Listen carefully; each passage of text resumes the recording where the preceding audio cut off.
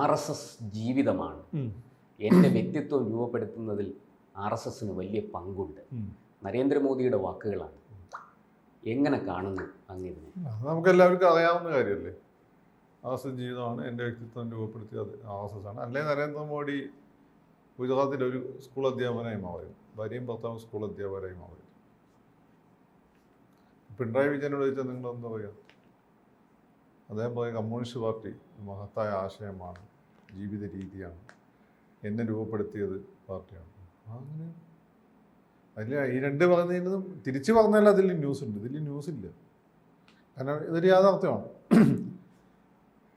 അതിൻ്റെ മുമ്പ് തന്നെ 2014 ഇലക്ഷന് മുമ്പ് നരേന്ദ്രമോദി പറഞ്ഞിരുന്നു, ഞാൻ നാഷണലിസ്റ്റാണ്, ഞാൻ ഹിന്ദുവാണ്, അപ്പം ഞാൻ ഹിന്ദു നാഷണലിസ്റ്റാണ് എന്ന് പറഞ്ഞാൽ എന്താ കുഴപ്പമെന്ന് ചോദിച്ചത്. അങ്ങനെയാണെങ്കിൽ ഞാൻ ഹിന്ദു നാഷണലിസ്റ്റാണ്, ഐ ഡോണ്ട് കെയർ അബൌട്ട് ബാക്കി എന്നാണ് അദ്ദേഹം പറയുന്നത് എന്ന് അദ്ദേഹം പറഞ്ഞിരുന്നു. അപ്പം അതിൽ പ്രത്യേക ന്യൂസൊന്നുമില്ല, നമുക്ക് എല്ലാവർക്കും അറിയാവുന്ന കാര്യമാണ്. പിന്നെ ന്യൂസ് ആവുന്നത് ഇപ്പോൾ എനിക്ക് തോന്നുന്നു ഈ വേറൊരു ഗുജറാത്തി ഒന്നൊരു പ്രശ്നം ഉണ്ടാക്കിയതിൻ്റെ പുറത്താണ്, നമ്മുടെ തുഷാർ ഗാന്ധി. അതിൻ്റെ പുറത്താണ് ഈ കോണ്ടക്സ്റ്റ് ചർച്ച ചെയ്യപ്പെടുന്നത് തോന്നുന്നു. അപ്പോൾ തുഷാർ ഗാന്ധിനെ പോലെ ആളങ്ങനെ പറയുമ്പോൾ RSS എന്തോ ഒരു മോശം സാധന എന്ന് ഒരു ധാരണ ചിലപ്പോൾ പുതിയ ജനറേഷനൊക്കെ ഉണ്ടാവാം. ഗാന്ധി എന്നുള്ള സർനെയിമിന് ഇന്ത്യയിൽ വലിയ റെലവൻസാണ്. RSS ഒരു ഗാന്ധി തള്ളി പറയുന്നില്ലല്ലോ.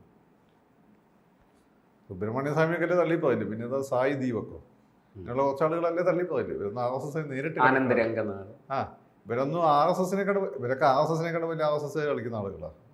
RSS നേരിട്ട് ബന്ധമുണ്ടെന്ന് ചോദിച്ചാൽ ഇല്ല. അപ്പോൾ ലീഡർഷിപ്പ് കഴിഞ്ഞ് ബന്ധം പേഴ്സണൽ ഹിന്ദു ആക്ടിവിസ്റ്റ് അത്രേ ഉള്ളൂ. ഇതുപോലെ ആക്ടിവിസ്റ്റായി നാഥുറാം വിനായക് ഗോഡ്സെ 1934 അയാൾ RSS വിട്ടതാണ്. 34 വിടാൻ പോകുന്നത് വെച്ചാൽ RSS പോരാ, അതിന് രാഷ്ട്രീയമായിട്ടൊരു ഇടപെടൽ പോരാന്ന് തോന്നുന്നതാണ്. 34 അസംതൃപ്തി ഉള്ളത് കൊണ്ടാണ് ഇറങ്ങിപ്പോയത്. 34 ഇറങ്ങിപ്പോയതുകൊണ്ട് RSS ഗാന്ധിവാദത്തിൽ നിന്ന് രക്ഷപ്പെട്ട്, അല്ലെങ്കിൽ RSS വിട്ടുപോയത്. ഇപ്പോൾ എന്ന് വെച്ചാൽ വെറുതെ വരുന്ന ആരോപണങ്ങളേ ഉള്ളൂ. RSS ഗാന്ധിവാദവുമായി ബന്ധപ്പെട്ട ആരോപണങ്ങളേ ഉള്ളൂ, അതിന് കാര്യമൊന്നുമില്ല. കോടതി വെറുതെ വിട്ടതാണ്. അല്ലെങ്കിൽ മാത്രമല്ല ഇനി കണക്ട് ചെയ്യാൻ പറ്റിയ ഹിന്ദു മഹാസഭയെ കണക്ട് ചെയ്യാൻ പറ്റുള്ളൂ. കാരണം സവക്കർ RSS നേതാവായിരുന്നില്ല, സവക്കർ ഹിന്ദു മഹാസഭയുടെ നേതാവാണ്. ഹിന്ദുത്വം എന്നൊരു ഐഡിയോളജി അദ്ദേഹം കോയിൻ ചെയ്തു എന്ന് മാത്രമേ ഉള്ളൂ. അത് ഗുരുജി എടുത്ത സമയത്ത് ഗുരുജിക്ക് സവക്കറിനോട് വലിയ ബഹുമാനം ഉണ്ടായിരുന്നില്ല, അവന് ഒരു വലിയ കോൺഫ്ലിക്റ്റ് ഉണ്ടായിരുന്നത് ഞാൻ മനസ്സിലാക്കിയിട്ടുള്ളത്. ഹെഡ്ഗേവാറിൻ്റെ സമയത്താണ്, ഡോക്ടർ ജി എന്ന് പേര് വിളിക്കുന്ന RSS സ്ഥാപകൻ ഹെഡ്ഗേവാറിൻ്റെ സമയത്താണ് അദ്ദേഹത്തിൻ്റെ ഗുരുവായിരുന്നു സവക്കർ. പക്ഷേ ഗുരുജീനെ സംബന്ധിച്ചിടത്തോളം നിങ്ങൾ വിചാരധാര എടുത്ത് വായിച്ചാൽ മതി. നിങ്ങൾ വിചാരധാര നിങ്ങൾ ചില സാധനങ്ങൾ മാത്രം വായിക്കുന്നതുകൊണ്ടാണ് നിങ്ങളതൊന്നും കാണാത്തത്. അതിൽ ഹിന്ദു മഹാസഭേനെയും സവക്കറിനെ പല ആശയങ്ങളെ ഭീകരമായിട്ട് ആക്രമിക്കുന്നുണ്ട്. പിന്നെ ഗുരുജി മരിച്ചതിന് ശേഷമാണ് RSS പിന്നെയും ഈ സവക്കറിനെ പറ്റി കൂടുതൽ വോക്കലായി തുടങ്ങിയത്. സവക്കർ ഉത്തരേന്ത്യയിൽ വലിയ ഹിന്ദുത്വവാദികളുടെ വലിയ സ്വാധീനമുള്ള ഒരാളാണ്. സ്വാതന്ത്ര്യ സമരത്തിൽ അദ്ദേഹത്തിന്റെ പങ്ക് അല്ല, സ്വാതന്ത്ര്യ സമരത്തിന് വലിയ പങ്കുണ്ട്. അദ്ദേഹത്തെ വലിയ ത്യാഗങ്ങൾ വളരെ വലുതാണ്. അദ്ദേഹം മാപ്പ് എഴുതി കൊടുത്തെന്ന് പറയുന്ന കാര്യമൊന്നുമില്ല, പലരും മാപ്പ് എഴുതി കൊടുത്തിട്ടുണ്ട്. അല്ലെങ്കിൽ പിന്നെ ജീവിക്കാൻ പറ്റില്ലായിരുന്നു. അങ്ങനെ പിന്നെ ടിപ്പു സുൽത്താനായി പോവുകയായിരുന്നു. ടിപ്പു സുൽത്താനായിട്ട് കാര്യമില്ലല്ലോ. പക്ഷേ ടിപ്പു സുൽത്താൻ ഒന്നും ആയില്ല എന്ന് മാത്രമല്ല, അദ്ദേഹത്തിൻ്റെ ബന്ധുക്കളിപ്പം കൽക്കത്തയിൽ പിന്നെ ടയർ പഞ്ചർ ഒട്ടിച്ചുകൊണ്ട് നടക്കുകയാണ്.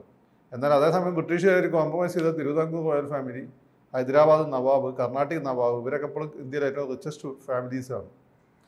അപ്പോൾ ടിപ്പു സുൽത്താൻ ആവേണ്ട ഒരു ആവശ്യമില്ല, സവക്കർ ചെയ്തത് തന്നെയാണ്. പക്ഷേ തിരുവിതാംകൂർ റോയൽ ഫാമിലി ബ്രിട്ടീഷുകാരുമായി ഈ സബ്സിഡറി അലയൻസ് ഒപ്പിട്ടപ്പോൾ തന്നെ ഉള്ളിൽ നിന്നുകൊണ്ട് ഇതിനെ പ്രൊട്ടക്റ്റ് ചെയ്യായിരുന്നു. അല്ലെങ്കിൽ ഈ തിരുവിതാംകൂർ മൊത്തം ഹിന്ദുക്കളെ പേരിപ്പം വേറെ ചില അറേബ്യൻ ഈ പറയുന്ന വെസ്റ്റ് ഏഷ്യൻ പേരുകളായി പോയിരുന്നു. എന്താ പറയുക, ഈ ഇസ്രായേലി പേരുകൾ സർനെയിമുകളായി പോവുകയായിരുന്നു. മനസ്സിലായില്ലേ? അതിൽ നിന്ന് അങ്ങനെ തന്ത്രപരമായിട്ടുള്ള നിലപാട്, അങ്ങനെ തന്ത്രപരമായ നിലപാടാണ് ഇദ്ദേഹം എടുത്തത്.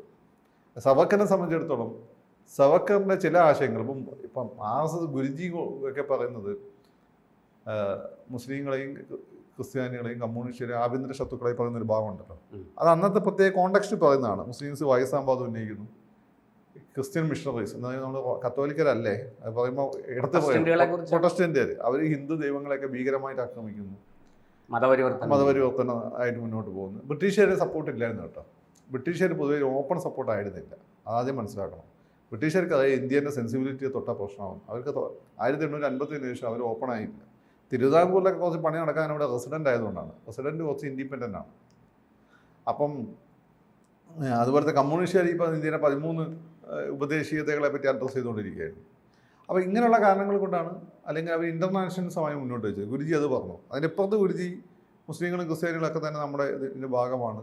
നമ്മുടെ സംസ്കാരത്തെ ബഹുമാനിച്ച് അവർക്ക് ഇന്ത്യക്കാരായി തന്നെ കഴിയാം, നമ്മുടെ സഹോദരങ്ങളെന്നൊക്കെ അദ്ദേഹം പറയുന്നുണ്ട്.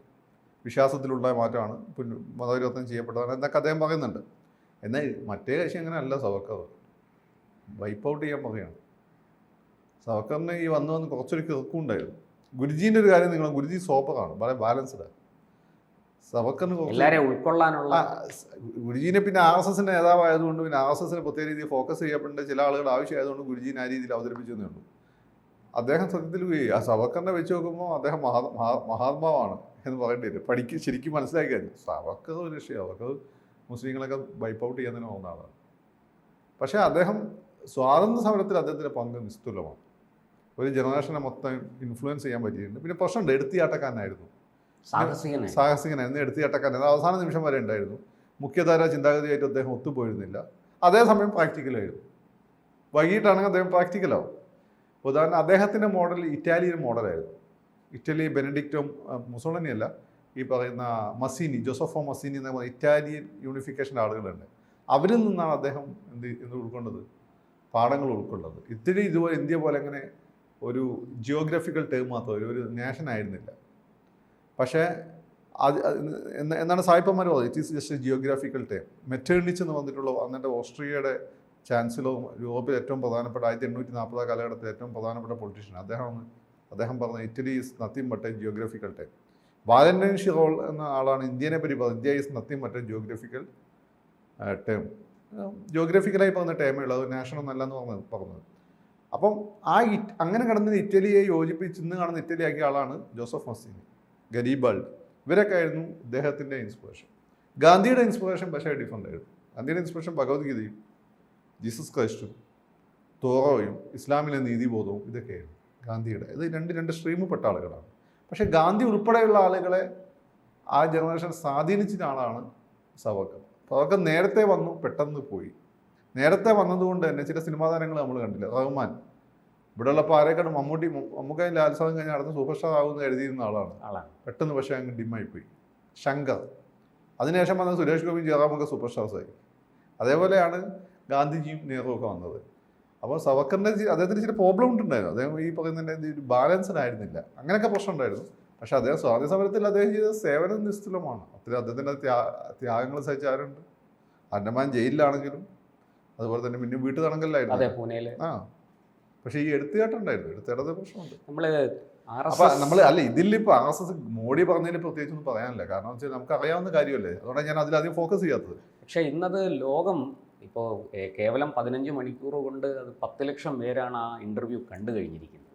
അതുകൊണ്ടാണ് ഈ പയ്യന്മാരായിരിക്കും. ഈ പയ്യന്മാർക്ക് എന്തെങ്കിലും കണ്ടു കഴിഞ്ഞാൽ അവർക്ക് ഇത് ഈ പുതിയ ഈ ജെൻസി എന്ന് പറഞ്ഞ വിഭാഗത്തിൻ്റെ വലിയ പ്രശ്നം എന്താ പറയുക, ഒരു ബാക്ക്ഗ്രൗണ്ട് അറിയില്ല, ഒന്നിൻ്റെ ഒരു ചരിത്രബോധം. അവർ നല്ല പിള്ളേരാണ്, ഇൻസ്പയറിങ് ആണ്, അവർ ആരെയും പോയി സഹായിക്കും. നമ്മളെ ഈ ജനറേഷനെ പോലെ വൃത്തിയിട്ടവന്മാരല്ല. നമ്മളെ ജനറേഷൻ എന്ന് വെച്ചാൽ മഹാവൃത്തിയിട്ടവന്മാർ. ഫേസ്ബുക്ക് നോക്കിയാൽ മതി.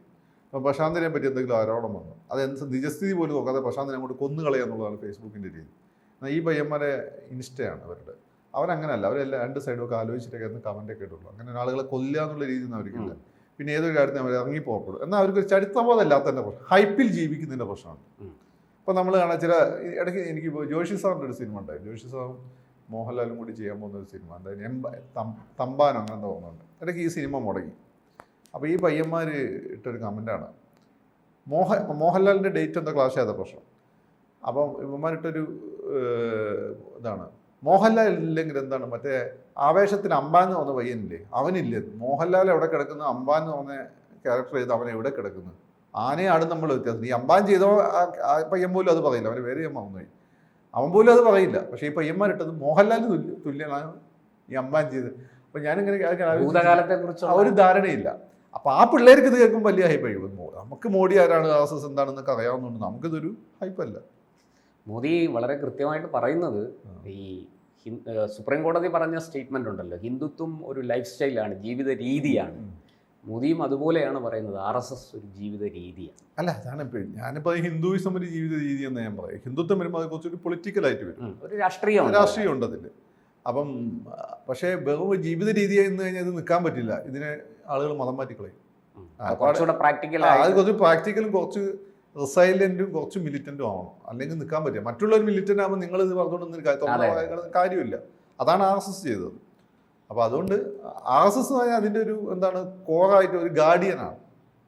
RSS അതിൻ്റെ ഒരു ഗാർഡിയൻ, അത്രയേ ഉള്ളൂ.